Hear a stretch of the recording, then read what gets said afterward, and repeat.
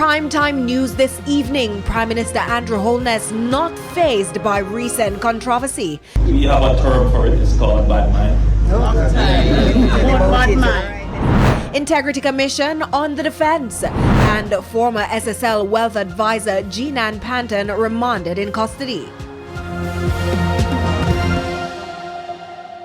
Good evening and welcome to Primetime News on air and online at onespotmedia.com. I'm Giovanni Dennis. And I'm Janella Precious with a preview of what's to come in the financial week. Here's Javon Keys. Thanks, Janella. The Global Tourism Resilience and Crisis Management Center has signed a deal with the global accommodation platform Airbnb. I'll give you the details a little later.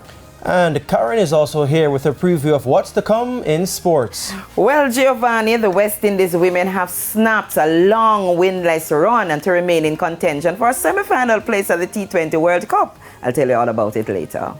I knew they could do it. There's also Romain, who has a preview of what's to come in the weather. Romain? Thanks, Janella. Now, we do have cloudier conditions across central portions of the Caribbean Basin. Increasing showers across the island, also across Hispaniola and Cuba, are expected this weekend. There's also sports commentary and E-Prime in this newscast. But before the break, the feedback question. This evening we're asking, are you satisfied with the Integrity Commission's response to criticisms about its handling of the report tabled in Parliament this week? You can share comments online, facebook.com/television Jamaica, and tweet us at TelevisionJam1. Please stay with us. Primetime News returns right after this break.